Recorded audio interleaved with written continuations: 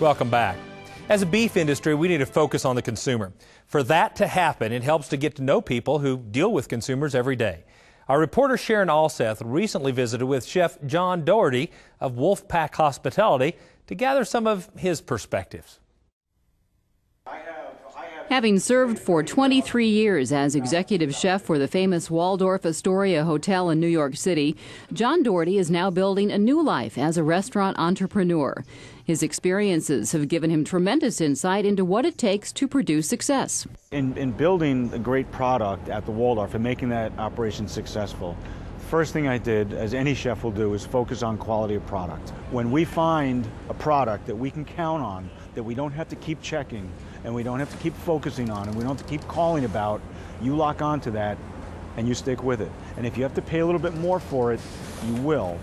You have to charge it, but the value has to come across in the end to the customer. Chef Doherty found an answer to quality early on in certified Angus beef products. And we put prime certified Angus into our restaurant. Our covers grew 20% during a recession.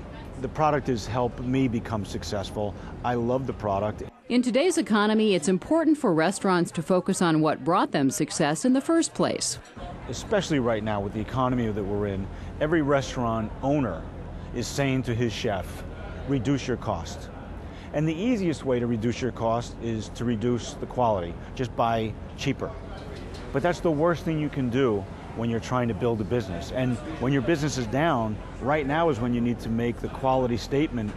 People are looking for value. So your customers are coming in, they're going to spend less money on food, they're going to spend it less often, but when they do spend it, they want that value. They still want what they had before when they paid more for it. So we as chefs have to find ways of serving food that's equally as delicious, delivering that value of product, and having it be less expensive. By listening to their patrons, restaurant owners know there is no substitute for quality. You've got to find ways of improving the quality of that product and the consistency.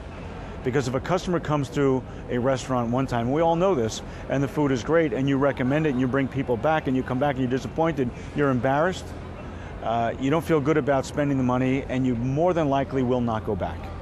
So if you want to build a business, it's built on quality of product, quality of service, and consistency. Visiting a ranch to learn more about the source of his products was a way to both learn and inform. I have a much better understanding myself now where it all comes from, and I was able to share my values and what was important to me, which is what is important to the end user, to the ranchers, to help them understand that the efforts that they're going through to produce a high quality, consistent product is worth it.